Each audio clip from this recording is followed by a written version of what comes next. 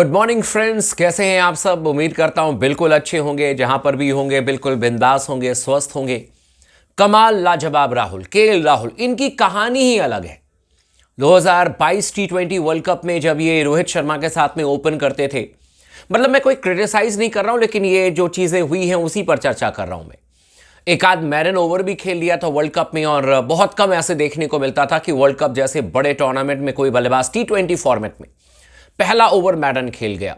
लेकिन केएल राहुल ने हमेशा से रन किए T20 फॉर्मेट में, खासतौर पर आईपीएल में तो जम करके रन बनाए केएल राहुल ने।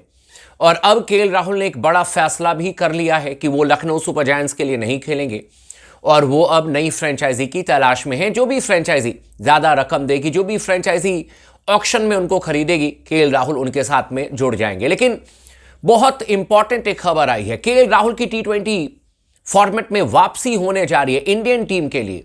क्या ये संजू सैमसन के साथ में ओपन करेंगे, या फिर जायसवाल के साथ में ओपन करेंगे, या शुभमन गिल के साथ में ओपन करेंगे। लेकिन अपने फैंस के लिए केएल राहुल ने एक बहुत बड़ी खुशखबरी दी है दिवाली के जस्ट बाद, और अपने फैंस को उन्होंने कहा है कि बिल्कुल आप लोग तैयार हो जाइए, क्योंकि केएल राहुल का जलवा T20 इंटरनेशनल लेवल पर अब आपको देखने को मिल सकता है। क्या कहा है केएल राहुल ने, किस तरीके से वापसी होगी, मैनेजमेंट इनके बारे में क्या सोच रही है, तमाम इंफॉर्मेशन के साथ में स्पोर्ट्स टॉक आपके पास में आ चुका है। तो आप तमाम दोस्तों से रिक्वेस्ट है, अगर आपने अब तक चैनल को सब्सक्राइब नहीं किया तो प्लीज कर लीजिएगा, क्योंकि क्रिकेट की हर एक इंफॉर्मेशन आपको स्पोर्ट्स टॉक चैनल पर देखने को मिलेगी। वीडियो को आखिरी तक जरूर देखिएगा ताकि आपको डिटेल में इंफॉर्मेशन मिल जाए, आधा अधूरा आप नॉलेज ना रखें।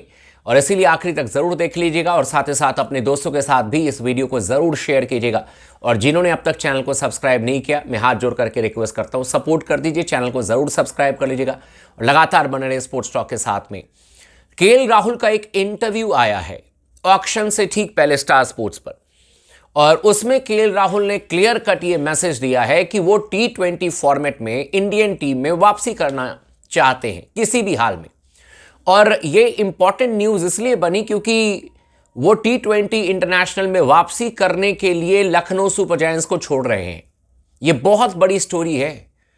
कई सारे लोगों के मन में सवाल था कि लखनऊ सुपर जायंट्स के फ्रेंचाइजी ऑनर के साथ में उनका रिलेशन अचानक ही खराब हो गया था, जब सनराइजर्स हैदराबाद के खिलाफ में मैच में बहुत ही बुरी तरीके से लखनऊ की टीम हारी थी, क्योंकि ट्रेविस हेड और अभिषेक शर्मा ने दबा करके रन बनाए थे। 8-9 ओवर में मैच जीत गई थी सनराइजर्स हैदराबाद की टीम। और उसके बाद मिस्टर गोइनका जो हैं वो सामने आ गए थे, मैदान पर आ गए थे। फिर एक आर्ग्यूमेंट हुआ था केएल राहुल के साथ में, काफ़ी गुस्से में नजर आए थे। वो इमोशन था जो उनका निकल गया आईपीएल फ्रेंचाइजी के, किसी भी फ्रेंचाइजी के साथ में ये हो सकता है, ऑनर है वो। लेकिन केएल राहुल ने एक बहुत बड़ा स्टेटमेंट दिया है। लोगों को लग रहा था कि शायद इसी वजह से केएल राहुल छोड़ करके गए, लेकिन ऐसी कोई वजह है नहीं। केएल राहुल ने अपने इंटरव्यू में साफ तौर पर कहा है कि वो एक नई फ्रेंचाइजी की तलाश में है, जहां पर कि माहौल लाइटर हो, बहुत ज्यादा प्रेशर ना हो। तो क्या लखनऊ सुपर जायंट्स में केएल राहुल के पास में बहुत ज्यादा प्रेशर था? अब सवाल ये है भाई, जितना मैंने देखा है, और अगर आप छोटी मोटी भी जॉब करते हो ना, तो अगर पैसा लोगे मोटा तो टेंशन कभी नहीं होगा छोटा। ये बात हमेशा याद रखिएगा। अगर आपकी सैलरी मोटी है तो फिर टेंशन भी आपको लेनी पड़ेगी। अगर आप ये सोच रहे हो कि भाई पैसा लूंगा मोटा, जिम्मेदारी लूंगा छोटा, ये तो नहीं चलेगा। लेकिन केएल राहुल का कहना है कि यार बहुत प्रेशर वाली जगह पर मैं नहीं खेलना चाहता हूं, इन द सेंस कि जहां पर माहौल थोड़ा सा लाइटर हो, ड्रेसिंग रूम का माहौल थोड़ा सा अलग हो, फ्रीडम मिले। ये तमाम चीजें केएल राहुल ने अपने हिसाब से कही है। तो वो इस एक ऐसी फ्रेंचाइजी की तलाश में है जहां पर कि वो वापसी कर सके T20 फॉर्मेट में, और एकदम लाइटर माहौल के साथ में वापसी कर सके, जहां पर कि बहुत ज्यादा उन पर दबाव ना हो कि मैच क्यों नहीं जीत रहे हैं, क्यों नहीं रन आ रहा है, इस तरीके का कोई दबाव ना हो। यह कहना है केएल राहुल का। कुल मिलाकर के केएल राहुल के आंकड़े तो अच्छे हैं T20 फॉर्मेट में, लेकिन चूंकि कई बार इन्होंने T20 वर्ल्ड कप 2022 में बहुत ही स्लो बैटिंग की, जिसकी वजह से उनको T20 से निकाल दिया गया।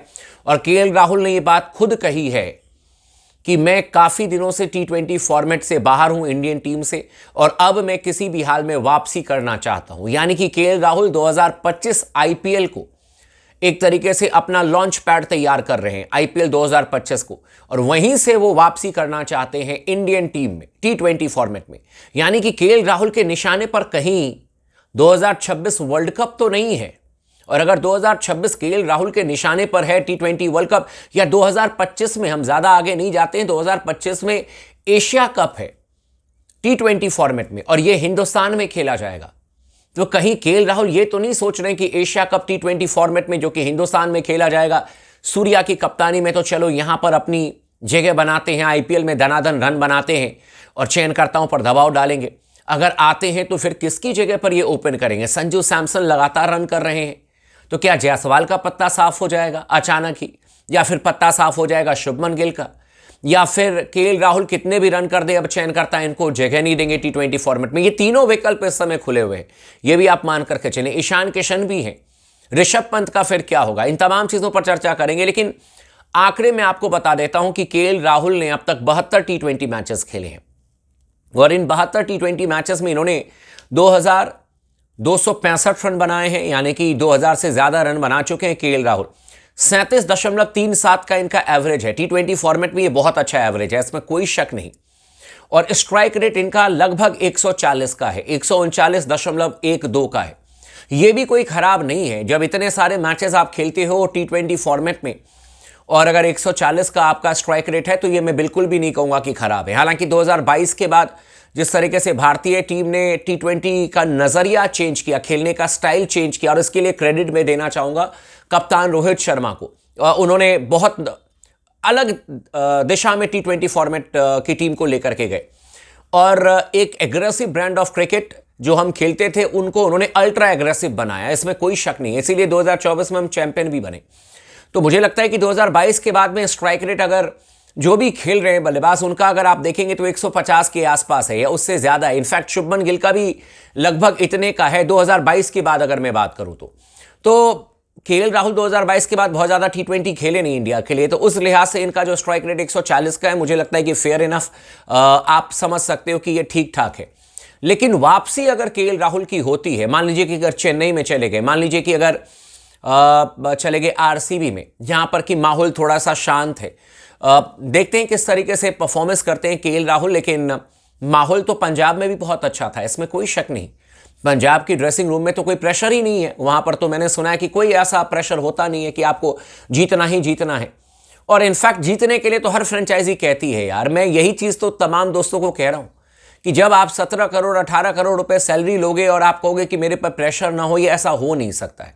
जो आपको इतना पैसा देगा वो आपसे जवाब भी मांगेगा। यहां पर आप 10,000 की जॉब कर ले, 15,000 की जॉब कर ले, तो भी 4 बार आपको टोका जाता है कि आपने ये काम नहीं किया, वो काम नहीं किया। ये तो बातें करोड़ों की है, आप समझ रहे हो?